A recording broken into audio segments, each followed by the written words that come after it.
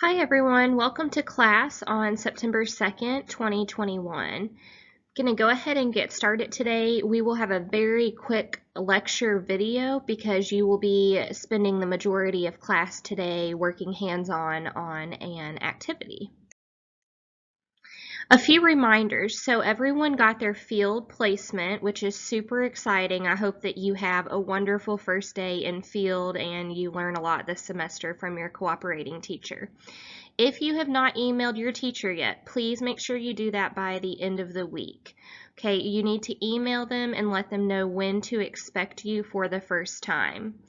As a reminder, make sure that you take your mask with you. Also, you need to make sure that you have a notebook that you can jot down your observations in. On our Moodle site, under Class 2 Field Experience, you will see the Field of Hours log. You can go ahead and print that off. You need to have an actual copy with you because after each time that you visit, your cooperating teacher needs to sign off on that log. So please make sure you print that. Also, as a reminder, your first big field assignment is going to be due on September 21st. So as you're in the classroom, you need to make sure that you've taken a look at this first assignment that's due on the 21st and be sure that you know how to answer these questions. So I put a screenshot here of the assignment, and this is also on Moodle. So answering these questions: what grade are you in and how many students are in the class? What's your impression of the classroom? What's the feelings? How does the student respond to the teacher? So make sure you look at all of these questions, and then you can be, as you're actively observing in the classroom, answering these questions in your field journal. Now, as a reminder, this is a formal assignment, so when you get ready to submit this on Moodle, this actual journal is typed. Okay, so you're going to take your written observations, put them into your written paper for this assignment, answering all these questions to turn in. Okay, if you have questions about this, you can send me an email. So please make sure you review this assignment. So our topics today, we're going to continue to talk about Chapter 1, which is the focus on just an intro to child development and those developmental periods. Our learning objectives are listed here for class. So in the second part of Chapter 1, the authors of the textbook really dig into theories. And what are theories? So theories help us to explain how and why children grow and change. So there's different theories that you're going to learn throughout the text and throughout this course.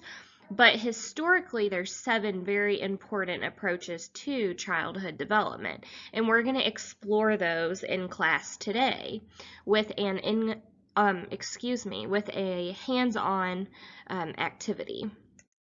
So what we're going to do is we're going to kind of divide and conquer. So with the 7 theories that you read about in your textbook, we're now going to take that knowledge and we are going to apply it, and we're going to make a presentation. So using your textbook and online sources, you're going to be tasked with making a presentation. You can do a PowerPoint, you can use Prezi, Google Slides, anything that you like to use. I have some students that like to use Canva. So any kind of medium that you want to use to make your presentation is fine. You're going to be answering these questions about your theory. What is the theory? Who is the theorist? What are the key principles of the theory? What are some recommendations for a future classroom that are based on that theory? You're also going to be finding a video about the theory or the theorist, and then you're going to find 3 online resources that you can use in your future classroom to help you better understand this theory. So what I'm going to do is I'm going to demonstrate one of the theories for you. So if I were a student in our classroom, this is what my presentation might look like. Okay, and that will help you better understand what's expected of you today.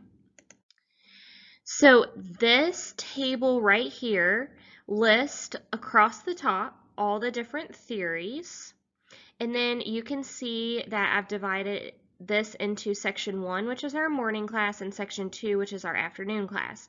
So you will look at this table and you're going to find your name. So for example, if I'm Cora, I'm going to look here and I see my name, Cora, and I'm going to see that I specifically am working on cognitive development. That's the theory that was assigned to me. Now, I want to point out, even though your names are grouped together, you're not working on this assignment as a group. You're doing this individually, okay? This is an independent work activity. So, this work is due by the end of class. So you're going to have the full class period today, all 75 minutes, to work on this. And please make sure you submit your presentation on Moodle by the end of class. Okay, so I'm going to show you an example. So I'm presenting on biological theories. So here's an example for you. So what are biological theories? Biological theories examine how a child's brain and body contribute to survival, growth, and learning. Essentially, some key principles within this theory are, the first is maturation of the body. So that's just simply, you can think about the maturing of the body. An example is a child does not walk until they're physically and mentally ready to do so. So the child's brain has to be working to a working point where the child's brain is telling them, okay, you're ready to take those first steps. But in addition to that, physically, they need the muscles to be developed to be able to stand and support themselves on their feet and take one foot in front of the other and begin to walk. Another key principle of biological theory is there's an emphasis on observing children's spontaneous activities. Okay, so maybe you're in your classroom and you go out for recess and you're watching Tim, and Tim is out on the playground, and you notice that Tim loves to climb up on the stairs and to jump down. So that is something spontaneous that he keeps doing, and you see biologically, you're looking at him and he just loves that physical activity. He loves to bend his legs down and jump and see how high in the air he can get. Maybe possibly he's acting like a superhero. Now, an important lady within this field for biological theory is someone who you might have heard of before, and her name is Maria Montessori. So Maria Montessori is known for the creation of Montessori-based schools. Montessori-based schools are very much involved with studying children's natural tendencies. So what does that child like to do? Let's explore that and help them to foster a love for learning through things that the children like. Teachers provide stimulating materials that encourage perceptual and cognitive ability usage. So I have had the privilege of being in a Montessori school while I was in my undergrad program, and it's very much hands-on learning. There's a lot of small groups, so students are working together.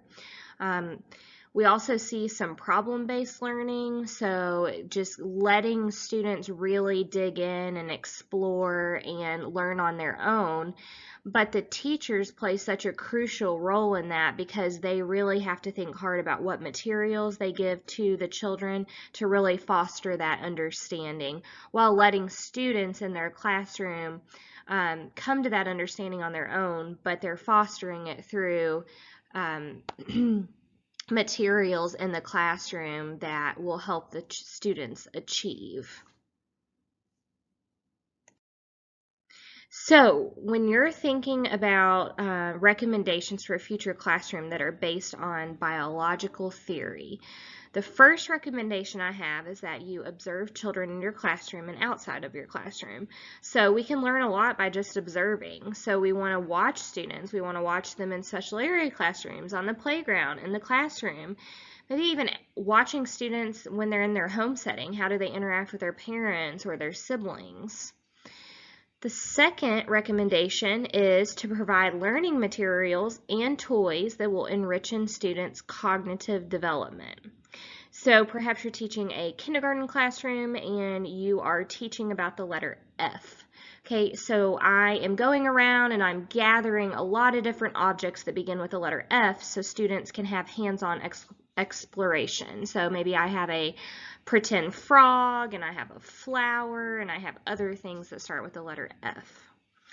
And then the third recommendation is to be flexible, okay? So children are constantly changing. We need to be flexible in the classroom. So those are 3 recommendations based on the biological theory. Here is a video I found that I embedded onto my PowerPoint slide, and this video explains what Montessori education is. I will post the link on Moodle to this if you're interested in Montessori education. Lastly, I ask you to list 3 resources. So here I have resources. The first resource I have is learning more about Montessori education. The second one really explores what biological theorists believe and what the biological theory entails. And the third resource that I have listed here for future educators is if you're interested in Montessori, this is a wonderful website to buy Montessori materials for a classroom. So this is the conclusion of my example of the presentation. Something for you to know. I'm only expecting you to submit your presentation on Moodle. You do not have to narrate your presentation. You do not have to present it, okay? I only want you to actually complete the presentation on PowerPoint, Prezi, Google Slides, and then upload it onto Moodle. Once again, this is due by the end of class or it will be considered late. Okay, this is your in-class participation for today. For the conclusion of our class today, your upcoming assignment, so this assignment is due before class next week, okay? So before next Tuesday, I need you to read chapter 3. I only want you to read pages 63 to 96. Okay, this focuses on culture, family, and culture.